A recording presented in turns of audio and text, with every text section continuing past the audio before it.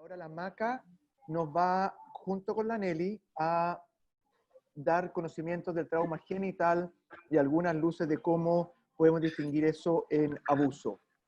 Nelly.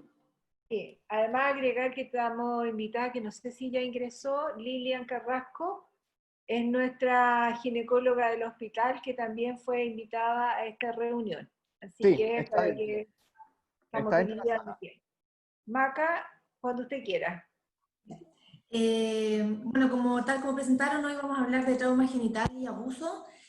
Darle nuevamente las gracias a la doctora Carrasco que nos ayudó durante la realización de la presentación y que además hoy día se pudo conectar para poder ayudarnos en la parte de preguntas y discusión. Trauma genital y abuso sexual. Como definición del trauma genital es el daño morfológico y o funcional de los órganos genitales femeninos o masculinos que se produce por el impacto contuso o penetrante de distintas variabilidades de energía. Como generalidades, en general tiene una baja incidencia. No hay reportes específicos en el fondo por país, varía en el fondo en cada serie, pero puede ir entre un 0,4 a 8% de los traumas infantiles, y la mayoría de estos son lesiones leves y que se resuelven con tratamiento médico.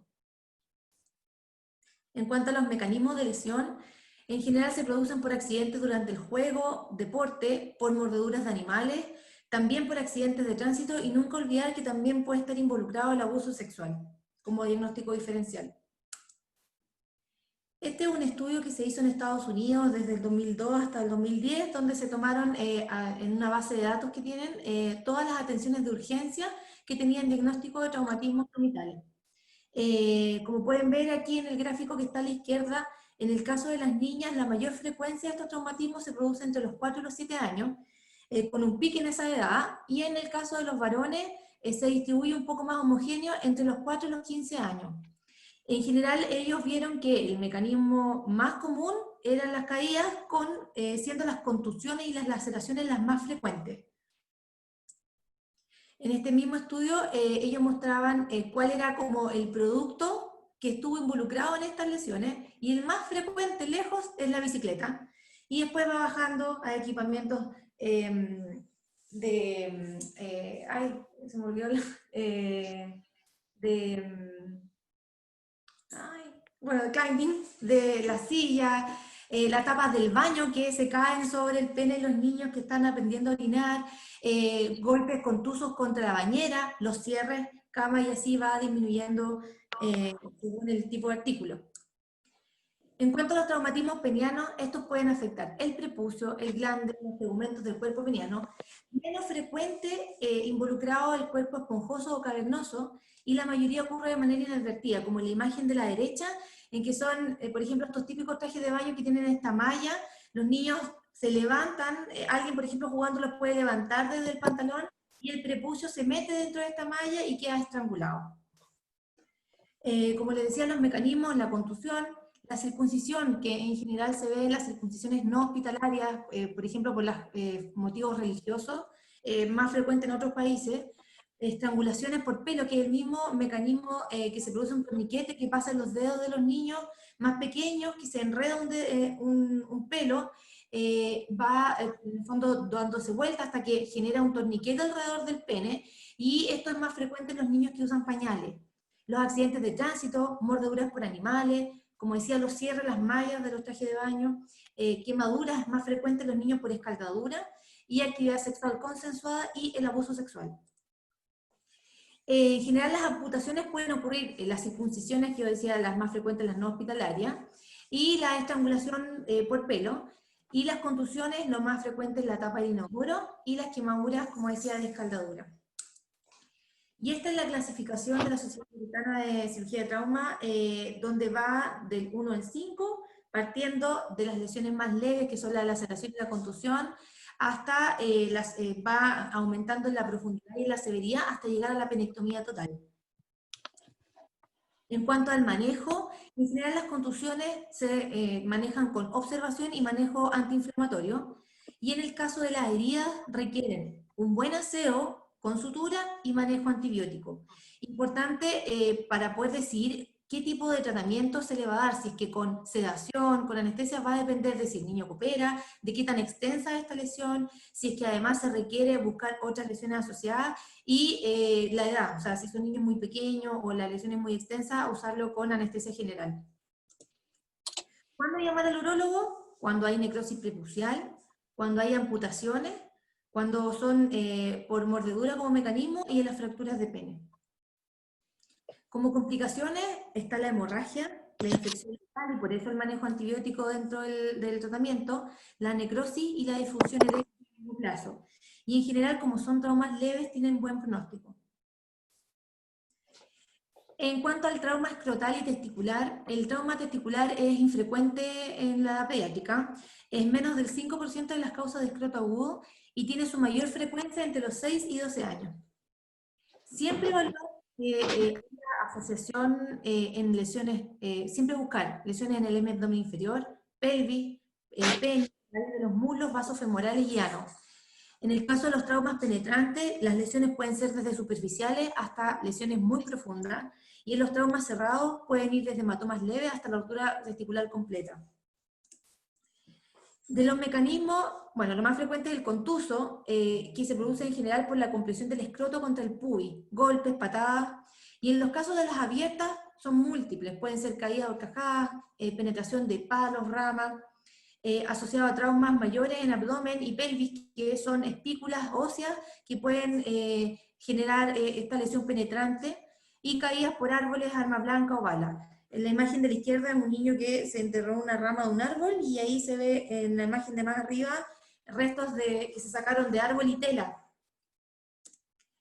En cuanto a la clínica, siempre hacer una buena anamnesis para ver cuál fue el mecanismo en que se produjo esta lesión, ver si es que tiene dolor, si es que hay aumento de volumen, si es que hay cambio de coloración en la piel y si es que hay heridas locales visibles. Y siempre descartar la torsión testicular, que incluso pudiera verse, por ejemplo, un paciente que consulte por un traumatismo leve y en realidad lo que tiene es una torsión testicular. No son en el fondo excluyentes. Del daño testicular y escrotal también tiene la Sociedad Americana una clasificación que también, en el caso del daño testicular, va desde las contusiones a los hematomas hasta la destrucción o avulsión total del testículo, y en el caso de los daños escrotales, también desde la contusión hasta, en los casos más severos, la avulsión del más del 50%. En cuanto al manejo, las laceraciones escrotales, al igual que en los traumas penianos, se manejan con aseo y sutura. En las lesiones penetrantes, considerar el uso de la vacuna antitetánica, y en la mordedura, en la vacuna antirrábica según el esquema. Y en este caso sí es importante asociar el manejo antibiótico que cubra este espectro de gérmenes, y se sugiere el uso del amoxiclavulánico.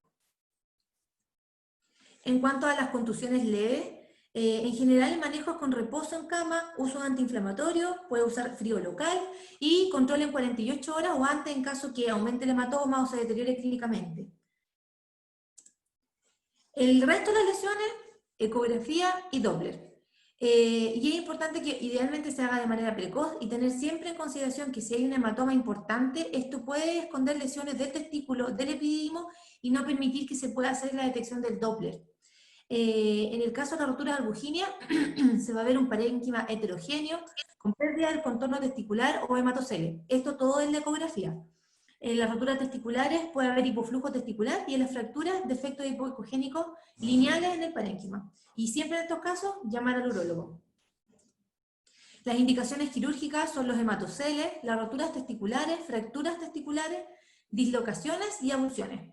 Y cuando también en todos los casos en que, por más examen físico que hagamos y ecografía, exámenes, no sea posible definir la lesión. En esos casos siempre se recomienda la indicación para poder ver si es que necesita algún manejo más agudo.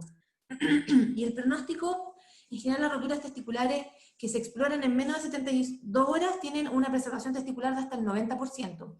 Y acá se describía que aquellas que se manejaban de manera no quirúrgica terminaban finalmente en un 45% de exploraciones tardías, en que terminaban con arqueectomía. Y el seguimiento es citar al paciente con ecografía a las 6 semanas para ver cómo va la evolución. En cuanto al trauma vaginal, también es infrecuente, en general se produce por lesiones a horcajadas y no suele provocar lesiones perianales, himen o de vaginal. Las lesiones penetrantes son las menos frecuentes con un 5%. Los mecanismos, contusión, en que se comprime la vulva contra los huesos de la pelvis, pueden provocarse equimosis, hematomas, laceraciones, pero también no olvidar que pueden haber las quemaduras, que pueden ser térmicas y químicas, y tracción de las fracturas de pelvis, tracción del periné. Esto se produce también en lesiones de alta energía en que se puede traccionar inserción de cuerpos extraños, sobredistensión vaginal por presión hidráulica y el abuso sexual. Un segundo.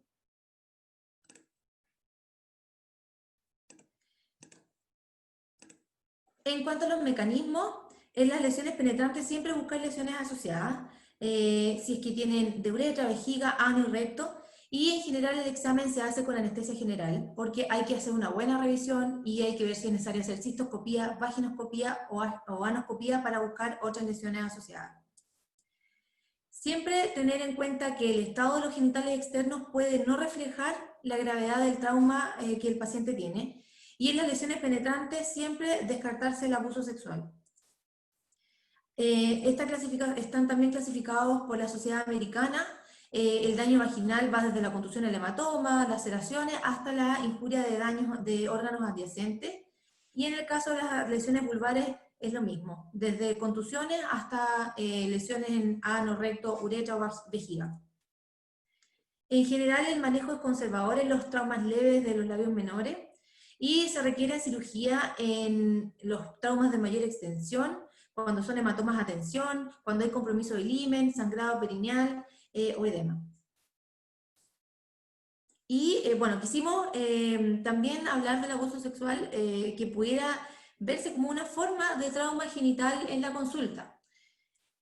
En general, el abuso sexual, la definición es el contacto o interacción de un niño, niña o adolescente en actividades sexuales no acorde a su nivel evolutivo, y eso es bien importante, y esto quiere decir que es el desarrollo emocional, cognitivo o social esperado para la edad de ese paciente. Puede ocurrir con o sin contacto físico, mediante conductas que pueden ser desde la provocación verbal hasta la violencia con penetración anal, vaginal o bucal. Es una forma grave de maltrato y una de cada 5 niñas ha sido abusada en la niñez, son cifras súper alarmantes. 8,7% de los niños reportan haber sido víctimas de violencia sexual, y la edad promedio en que se produce la primera agresión es de los 10,5 años, teniendo la mitad de estos pacientes entre los 10 y los 13 años. La gran mayoría de los agresores son hombres independiente del sexo de la víctima. La mayoría de estos niños no van a tener signos de lesión genital, y esto tiene que ver con la consulta tardía.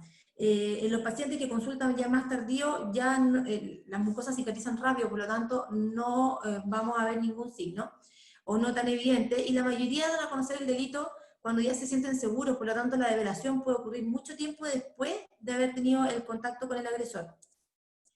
Tener siempre presente que esto es un delito, y por lo tanto es obligación de todo funcionario y toda persona que detecte un abuso sexual hacer la denuncia a la fiscalía, a la policía.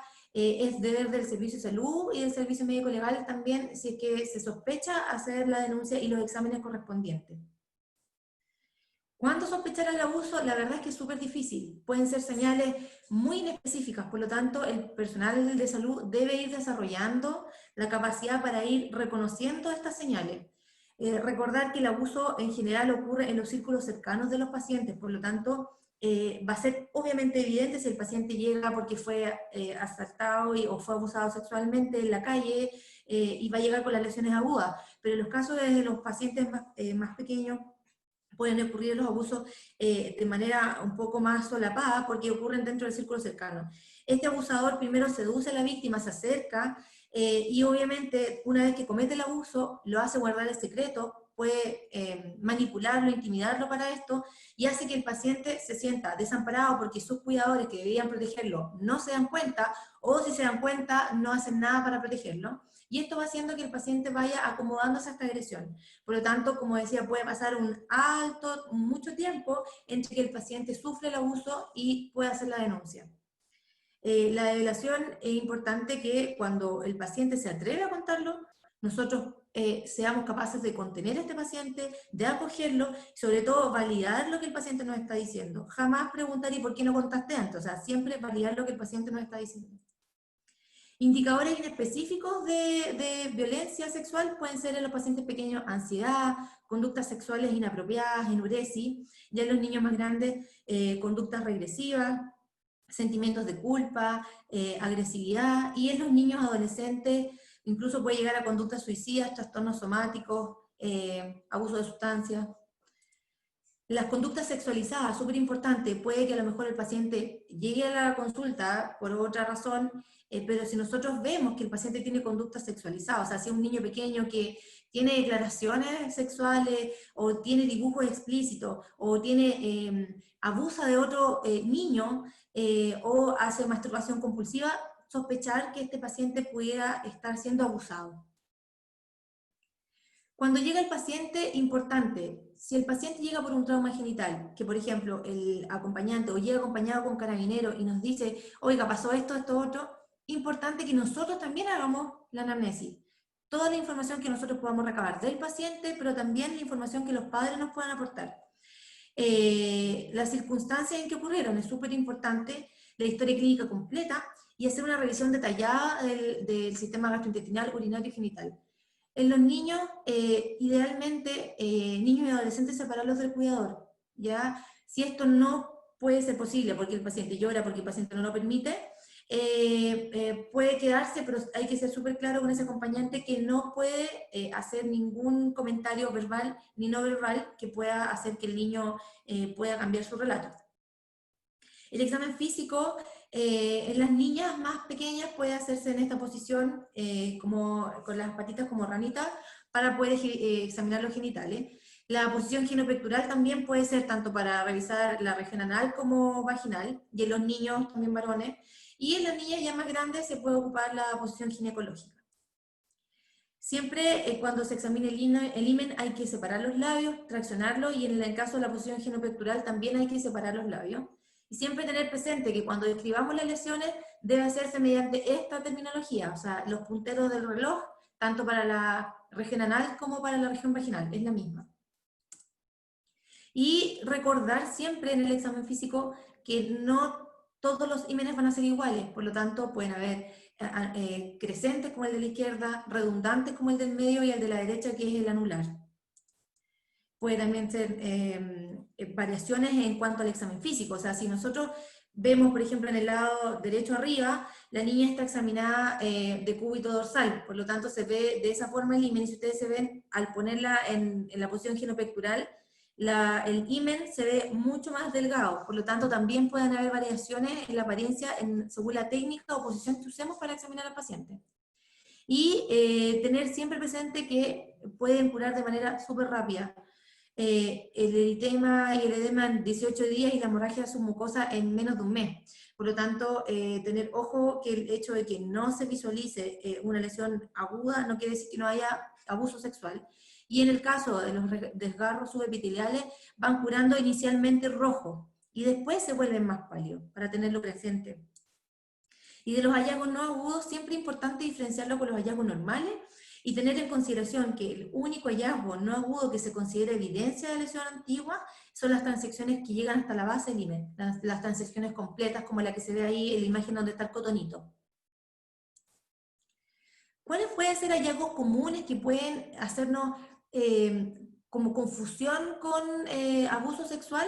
Un himen engrosado por efectos, por ejemplo, estrogénicos, eritema del vestíbulo del pene, del escroto, aumento de la vascularización del vestíbulo del himen, las adherencias, las enequias vulvares, también los flujos vaginales. O sea, si obviamente se hace el examen de laboratorio y esto es un examen con ITS, sí se comprueba, pero en el caso puede hacernos confundir inicialmente si tiene flujo vaginal. También si hay friabilidad de la horquilla, fisuras anales, por ejemplo, un paciente con estreñimiento, y siempre tener ojo con aquellos pacientes que, por ejemplo, tienen dilatación anal, pero tienen historia de constipación crónica, de encopresis, o niños que están en sedación bajo anestesia, en que también vamos a perder el tono muscular. Por lo tanto, siempre tener presente que estos pueden ser variantes normales. Y el emboluco contagioso, los niños más pequeños. Condiciones que pueden interpretarse también como violencia: prolapso uretral, el líquen esclerotrófico, las úlceras vulvares que pueden verse también, por ejemplo, por infecciones virales, prolapsos rectales, y las dilataciones parciales del esfínter externo, que pueden hacer que los pliegues se vean más profundos.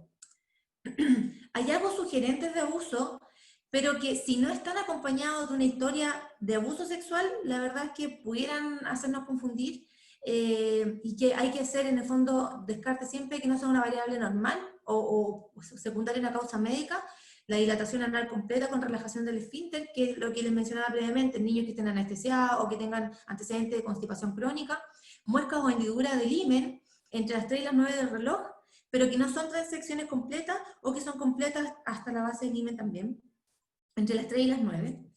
Y las infecciones, las vulvovaginitis, úlceras genitales por Epstein-Barr, los moluscos contagiosos en los niños más pequeños, el papiloma también, que puede verse por transmisión desde la madre, lo mismo que el herpes. En estos casos hay que hacer una investigación y ver si es que este paciente tiene alguna causa que pudiera explicarlo. ¿Y cuáles son las altamente sugerentes de abuso sexual? Bueno, aquellas en que siempre en estas hay que tener ojo en estos signos, pero siempre tener presente que si el cuidador o el niño nos proporciona una descripción clara de cómo ocurrió el accidente, en una forma oportuna y no una semana después, pero además el mecanismo de daño es bien como que pudiera ser la causa de lo que nosotros estamos viendo físicamente, eso pudiera ser la única forma en que nosotros pudiéramos descartarlo. Y estas son, en el caso de los traumas genitales externos, laceraciones agudas o contusiones extensas, o laceraciones de la horquilla posterior, que no comprometen el himen. Si vemos lesiones cicatrizadas en los genitales, como cicatrices perianales o cicatrices en la horquilla, y ya lesiones de los genitales que son como más indicadores, equimosis, petequias del himen, laceraciones agudas del himen, de cualquier espesor, lesiones vaginales, perianales con exposición de tejido subdérmico, y las transecciones del himen en general entre las 4 y las 8 horas. ¿Ya? Siempre va a ser diagnóstico las infecciones de transmisión sexual: sífilis, gonorrea, clamidia, tricomonas, VIH, siempre que se descarte que no haya transmisión por el parto, por sangre o por aguja, y confirman un abuso sexual, un embarazo y semen encontrado en las muestras del cuerpo del niño. Si estamos nosotros en la consulta que llega un niño con una agresión genital y nosotros pensamos que esto puede ser por un abuso, siempre recolectar muestras biológicas y además no biológicas, o sea, calzones o calzoncillos, por ejemplo, que hayan sido hasta 5 días y que no hayan sido lavados, hay que también mantener muestra biológica. Panel de ITS en estos pacientes siempre, y tomar imágenes. Lo ideal es que ojalá esto sea antes de las 72 horas. Toxicológico hasta las 96 horas, y si son pacientes que ya tienen vida sexual activa y fue un abuso con penetración, podemos tomar hasta 5 días la muestra del fondo vaginal. Y siempre recordar que si estamos sospechando, debe hacerse la denuncia a cualquiera de estas carabineros, PDI, fiscalía, y esto se hace, toda la recolección de muestras, a través de una cadena de custodia. ¿Ya? Hay que coordinarlo, pero debería hacerse siempre bajo esta modalidad, porque recordar que todas las muestras que nosotros tomamos son evidencias para una posible denuncia. Y la profilaxis hasta las 72 horas, se usan los esquemas combinados para la ITS y la profilaxis para VIH. Y nunca olvidar la anticoncepción de emergencia en las niñas que ya han tenido reglas, y no olvidar el aborto de las 3 causales. Siempre, siempre es súper importante, si se está diagnosticando, se está sospechando el abuso, validar, acoger, acompañar, apoyar psicológicamente a este paciente, activar el comité de maltrato, hacer intervenciones multidisciplinarias, porque nunca olvidar que finalmente el objetivo de todo esto es proteger a los niños, niñas y adolescentes. Como conclusiones, el trauma genital tiene múltiples etiologías, puede ocurrir de manera inadvertida, como lo que yo les mostraba con este niño del traje de baño. Siempre debe tenerse en cuenta el mecanismo del accidente, porque tenemos que sospechar las lesiones graves. Recordar siempre que paciente con traumatismo es un paciente que hay que hacer el ABCDE del trauma. El abuso sexual puede ocurrir con o sin contacto físico, y la mayoría no va a tener signos de abuso sexual. considerar además las variaciones normales que pudieran hacernos confundir con un abuso sexual, y si se sospecha abuso, debe de realizarse la denuncia y el manejo correspondiente, y importante el manejo multidisciplinario para proteger a nuestros pacientes. Esas son las referencias, y muchas gracias. Muchas gracias, Maca. Nelly. Estás muda, Nelly. Sigues muda. ¿Sí? Ahí sí. Perdón. Nada, estaba agradeciendo la presentación a la Macarena, que es muy completa. Gracias por la presentación. Un poco rápida, porque le digo yo que parece que alguien la va pillando, pero estamos bien en el tiempo. Se ofrece la palabra, si alguien quiere hacer algún comentario. Catherine.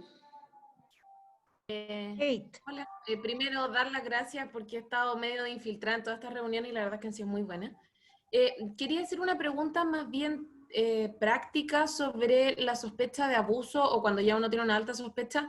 ¿Toda esta toma de muestras biológicas o el examen físico como para constatar abuso se hace en el Instituto Médico Legal o no?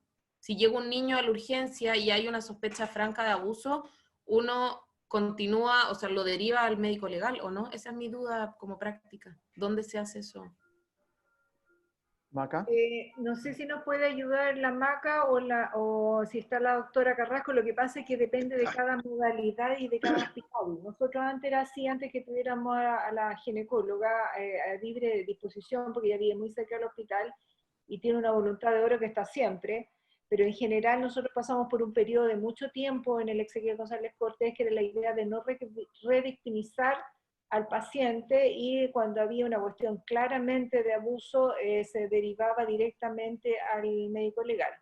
Ahora ha ido cambiando, y de hecho nosotros estamos trabajando en un protocolo nuevo, actual. De hecho, hemos tenido hasta incluso reuniones con la Fiscalía para ver la cadena de custodia, etcétera, etcétera. Pero no sé si está la Lili que nos puede ayudar Sí, y aclarar. está por ahí. Lili, todo suyo. Estoy un poco escondida. Ah, En ya. esencia, hay que revisar qué es lo que tiene cada hospital. Se silenció. Se silenciaste. Lo único que hacen es tomar las fotos y hacer el peritaje habitualmente de la ropa interior. Le retienen la ropa interior al paciente, le dan su ropa interior y no hacen ninguna parte clínica. Ni contación, nada. Eso se deriva después al Roberto del Río. Lo que nosotros intentamos hacer en el Exequiel, que ha funcionado, que alguien está llamando, es intentar hacer toda la parte clínica, y si es que el fiscal, porque es el fiscal el que decide si alguien va al médico legal, uno no manda al médico legal, uno hace la denuncia y es el fiscal el que da el número de causa y es él el que indica el peritaje en el médico legal. Y puede no indicarlo, puede que diga no se va al médico legal, uno tiene el deber de sí guardar lo que podría ser medios de prueba, y porque al día siguiente puede pasar, y que nos ha pasado, que el fiscal diga sí, hoy día sí va al médico legal, y se hace el peritaje. Entonces el paciente lleva toda o nosotros podemos mandar vía cadena de custodia. Entonces, en general, depende del fiscal la ida al médico legal. En el médico legal solo hacen un peritaje que es limitado, que tiene que ver solamente con las lesiones y las fotos. Todo lo que sea exámenes de laboratorio, eso no se hace en el médico legal. Y creo que ahora lo único que están dando es la pastilla el día después allá. Así que lo ideal sería armar bien el protocolo dentro del hospital para que funcionara con el médico legal. Y lo otro, debo hacer el alcance, que se están tratando de hacer las salas de acogida, donde el peritaje y la atención clínica se haga dentro del hospital, o en estas salas de acogida, que está partiendo por el norte y según... No sé. Hay una pregunta de la Paulina en relación a si se hospitalizan estos niños, se dejan hospitalizados o se tratan en forma ambulatoria. Depende. Maca, Lili, Neni. Y, claro, debería depender de si nosotros creemos, uno, del grado de lesión que tenga este niño, pero también si que estamos sospechando que el niño corre peligro estando en su domicilio. Si requiere alguna otra investigación a la familia, manejo, por ejemplo, por asistente social, para evaluar si es que en el fondo este paciente puede correr riesgo volviendo a su domicilio. Yo los quiero... PJ, La Sí. hospitalización es un PJ, mecanismo no de estoy visible, perdón. Espérate, que te va a contestar, espérame José, que la Nelly va a contestar Sí, la sí. pregunta anterior y te doy la palabra al tiro. Sí, sí, disculpa. En el Dale, fondo, dale. hola, doctor Pepe. El fondo Hola. la hospitalización es un mecanismo de protección.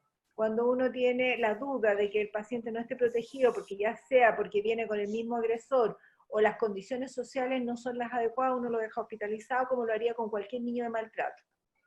Si las condiciones son que la trajo una persona que uno le da la confianza que va a seguir todas las indicaciones, uno no lo hospitaliza. Eso es en general.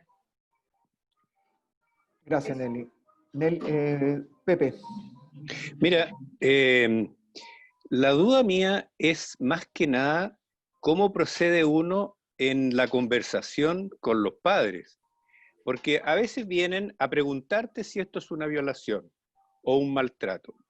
Y otras veces tú te das cuenta y no sabes bien cómo enfrentar a sus papás. Ya que hay una persona más experta en este panel, a lo mejor nos puede contestar cuáles son las actitudes del tipo conversación con los padres. Porque a mí me tocaba, me acuerdo en el servicio de urgencia del Roberto del Río, que uno decía, esto es un maltrato, y llegaban 2 personas de la PDI que en realidad eran para asustar a cualquiera. En este caso yo creo que ya las cosas han cambiado, pero igual uno tiene la responsabilidad como primera persona de hablar con esos papás. Lili, ¿quieres comentar algo? Yo creo que, bueno, en abuso sexual, en maltrato y en abuso sexual el lenguaje es prioritario. Uno como profesional no puede hacer el diagnóstico. Uno puede decir que hay indicios, en general, a menos que haya embarazo o espermios, el diagnóstico de abuso sexual es más difícil y en general, entre comillas, lo hace el proceso judicial. Nosotros podemos dar fe de que hay evidencia de trauma, de que hay lesiones que son compatibles con el relato que se presenta, que es lo que uno hace habitualmente en el peritaje. Se acerca desde la contención, desde qué es lo que están sospechando los padres, de por qué lo sospechan. Yo cuando me toca le pregunto, bueno, ¿por qué la trae? Mire, en general parten por las ramas y llegan a que si la niña ha tenido actividad sexual o sea algo pasado, entonces les pregunto, ¿y por qué crees tú eso? Porque cuando los papás lo traen, habitualmente hay una situación, hay el antecedente de un tío, hay evidencia no física que podría apoyar la historia, y ellos mismos al relatarlo van dándose cuenta que sí, que hay sospecha. Y entonces cuando las familias se convencen de la sospecha, es ella misma la que hace la denuncia. Yo habitualmente no me ha tocado, en una sola vez me ha tocado hacer yo la denuncia, pero en general los padres al verbalizarlo se van dando cuenta que sí, que es suficiente el relato del niño, que efectivamente no corresponde que tal persona mande fotos desnuda a una menor de edad, por ejemplo. Yo parto por esa forma. Y cuando hay el convencimiento, o sea, yo les doy como sí. A mí también me parece que aquí hay una sospecha, tenemos que poner en antecedentes, trato de usar esa palabra, tenemos que poner en antecedentes a los organismos que nos puedan ayudar. Y para eso hay que hacer el trámite frente a Carabineros. En el hospital hay una forma bien amigable de hacerlo, que es a través de Fiscalía, que se manda un exhorto directo, una denuncia hacia Fiscalía directamente, o viene Carabineros y toma el procedimiento en la atención de urgencia. Y de ahí, gracias a esta denuncia, se abren prestaciones que no tienen hospital, por ejemplo, la reparación. Entonces, yo trato de contarle eso a los pacientes o a los familiares, que estos organismos pertinentes, nosotros los ponemos en antecedentes y ellos nos van a dar herramientas que no tenemos en el hospital. Por ejemplo, la reparación del niño, la atención psicológica que corre por costas de la Fiscalía. Eso es prácticamente lo que hago y en general es como lo que nos da cierta facilidad. Gracias, Lili. Oye, en otro tema del prepucio en el Cierre Cler, los quiero invitar a buscar, no tengo aquí la referencia, un paper que escribió la revista chilena de pediatría, Francisco Sandón y el Pepo Sepúlveda, de una manera práctica y sencilla de cómo desengancharlo. Está con monito, está con todo. Voy a buscar la referencia, a ver si encuentro el paper, lo pongo en la cosa, la rama, las distintas cosas, pero es un buen truco también, por si alguna vez quedamos enfrentados a eso. ¿Más preguntas, comentarios?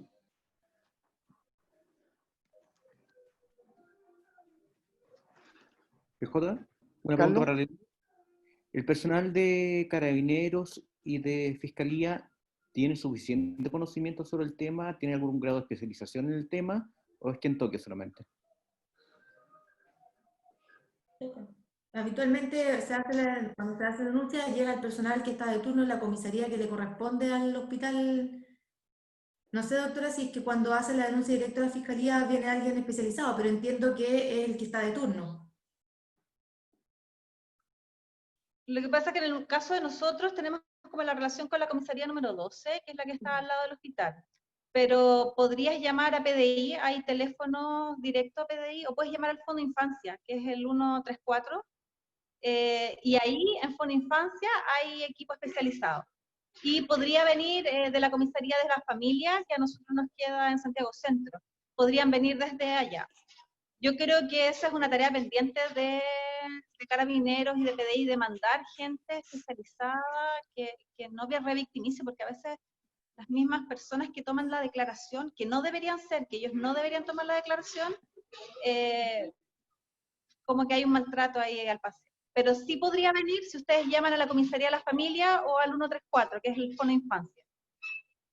Pero en general va el carabinero que está en relación al hospital. Cada uno tiene su comisaría cercana y sus números.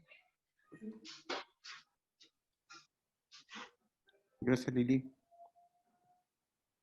¿Alguna otra duda, pregunta? ¿No? Bien, algunos avisos antes de irnos. Yo había preguntado Ah, perdón, Paulina, ¿sí? por el Cuéntanos. chat. ¿La de la hospitalización o tenías otra que no la vi, perdona? Ah, dentro de los traumas genitales, no olvidar fractura de pene en adolescente y puber. ¿Eso? Sí. ¿Quieres comentar algo? No, yo creo ¿No? que tenemos que tener conocimiento de eso, es cierto que es menos frecuente, pero ocurre y también tenemos que saber sospecharlo y manejarlo. Es bien importante. Era ese el comentario. Pasa lo mismo, Lilian, pasa lo mismo con las mujeres abusadas. Desgraciadamente el sistema en su primera entrevista también las denota.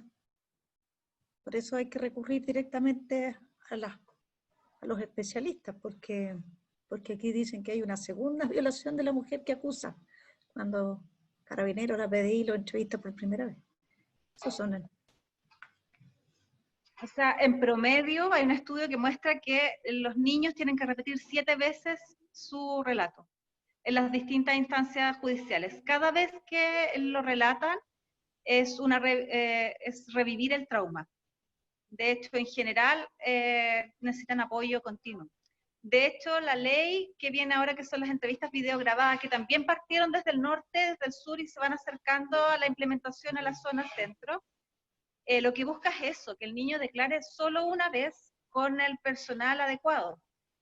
Si eso se implementa, el carabinero no debería preguntar nada, el que hace el triage no debería preguntar nada, el médico debería interrogar sobre lo que el niño cuente libremente y lo que sea necesario para poder proceder en forma clínica, y luego vendría solamente la evaluación por una psicóloga especialista, que es que se debe grabar en presencia del fiscal a veces, del abogado defensor y del abogado defensor de la víctima, y nada más. Eso es lo que se espera cuando se implemente completamente la ley suceda.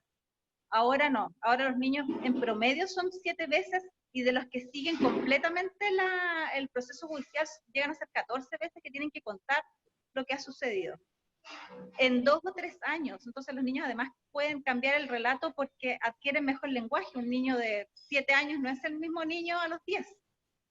Entonces, sí. Pero yo creo que ahí el llamado que yo siempre hago es que nosotros tratemos de ser entidades de reparación y no de trauma para los niños.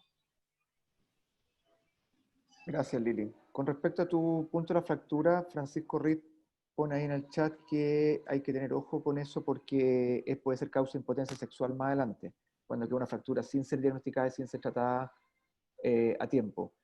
¿Benny está levantando la mano o solo idea mía? Sí, no, sí, que otra cosa que las caídas a horcajadas de repente en los niños, y priapismo que se puede presentar tardíamente porque hacen fístula y se puede dar priapismo tardío, por si acaso. Gracias, buen dato.